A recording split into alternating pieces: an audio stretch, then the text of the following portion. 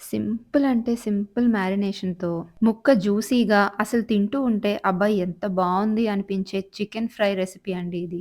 అలానే ప్రాసెస్ కూడా చాలా సింపుల్ అండ్ చాలా ఈజీగా చేసుకోవచ్చు. అందరికీ నమస్తే. Welcome to our channel. ఇంక ప్రాసెస్‌లోకి వెళ్ళిపోతే ఈ రెసిపీకి మెయిన్ హైలైట్ మనం చేసే మ్యారినేషన్. ఈ మ్యారినేషన్‌కి ఇక్కడ 10 వరకు మామూలు ఎండుమిర్చి, అలాగే ఒక 4 కాశ్మీరీ ఎండుమిర్చిని వేడి నీళ్ళలో నానబెట్టుకొని ఒక అరగంట పాటు పక్కన పెట్టేసేయండి. అరగంట తర్వాత ఈ ఎండుమిర్చినన్నిటిని మిక్సీ జార్‌లో వేసుకొని, కొద్దిగా ఇందాక మనం ఎండుమిర్చి నానబెట్టుకున్న వాటర్ ఉన్నాయి కదా! అవి కూడా కొద్దిగా వేసి, ఇక్కడ చూపిస్తున్నట్టుగా మెత్తని పేస్ట్‌లాగా చేసుకోండి. ఈ పేస్ట్‌కి ఏమాత్రం పలకుండకుండా చూసుకోండి. ఏమన్నా పలుగ్గా ఉంది అనిపిస్తే గనక ఇంకొద్దిగా వాటర్ చేర్చుకుంటూ మెత్తని పేస్ట్‌లాగా చేసుకోండి. ఇంకా చికెన్ విషయానికొస్తే నేను chicken with bone medium size ముక్కలున్నవి ఒక హాఫ్ కేజీ వరకు తీసుకున్నాను. ఇందులో ఇందాక మనం చేసి పెట్టుకున్న ఎండుమిర్చి పేస్టు, ఉప్పు, పసుపు, అల్లం వెల్లుల్లి పేస్ట్ వేసి బాగా మసాజ్ చేస్తూ ముక్కలకి పట్టించి దీన్ని టైం ఉంటే గనక రాత్రంతా మ్యారినేట్ చేయండి. లేదు అంటే 2 గంటలన్నా మ్యారినేట్ చేయండి. నేనైతే ఇక్కడ ఓవర్ నైట్ ఫ్రిడ్జ్‌లో పెట్టేస్తున్నాను. ఇది ఎంత మ్యారినేట్ అయితే అంత బాగా జ్యూసీగా వస్తుంది చికెన్ ఫ్రై మనకి.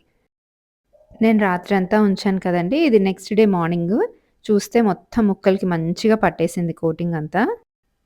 చికెన్ పక్కన పెట్టేసుకొని 3 చిన్న సైజు ఉల్లిపాయల్ని ఇలా ఫైన్‌గా చాప్ చేసుకొని పెట్టుకోండి. ఇలా సన్న ముక్కలుగా తరుక్కుంటేనే ఉల్లిపాయ ముక్కలు చికెన్ ఫ్రైలోకి చాలా బావుంటుంది. ఇంకా ప్రాసెస్‌లోకి వెళ్ళిపోదాం. నేనిక్కడ లో వెయిట్ కాస్ట్ ఐరన్ కడాయి వాడుతున్నాను. ఇది మీకు లింక్ కావాలి అంటే డిస్క్రిప్షన్‌లో పెడతాను చెక్ చేయండి. కడాయిలో ఒక 4-5 టేబుల్ స్పూన్ల వరకు నూనె వేసుకొని, నూనె కాగిన తర్వాత ఇందాక కట్ చేసి పెట్టుకున్న ఉల్లిపాయ ముక్కల్ని మీడియం ఫ్లేమ్‌లోనే పెట్టి కదుపుతూ అడుగంటకుండా బ్రౌన్ కలర్ వచ్చే వరకు వేయించుకోండి. ఈ ఉల్లిపాయలన్నీ బ్రౌన్ కలర్‌లోకి వచ్చిన తర్వాత మనం మ్యారినేట్ చేసి పెట్టుకున్న చికెన్ ముక్కల్ని వేసి మీడియం ఫ్లేమ్‌లోనే కదుపుతూ అడుగంటకుండా ఒక 10 నిమిషాల పాటు వేగనివ్వండి.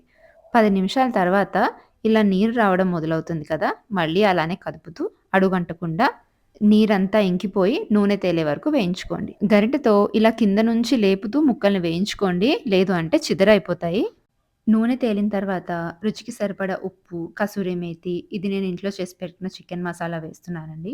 ఇందులో నేను ధనియాలు, జీలకర్ర అలా అన్నీ కవర్ అయ్యేలాగా వేశాను. అందుకే సెపరేట్‌గా ఏమి జీలకర్ర పొడి గానీ, ధనియాల పొడి గానీ వేయట్లేదు. చికెన్ మసాలా కూడా వేసి కలుపుకున్న తర్వాత ఇక్కడ చూపిస్తున్నట్టుగా నెయ్యిలో పచ్చిమిర్చి చీలికలు, జీడిపప్పులు, కరివేపాకు వేసి ఒక నిమిషం పాటు లో ఫ్లేమ్‌లో వేగనివ్వండి. వేయించుకున్న తర్వాత దీన్ని చికెన్ ముక్కల మీద వేసేసి కలుపుకోండి.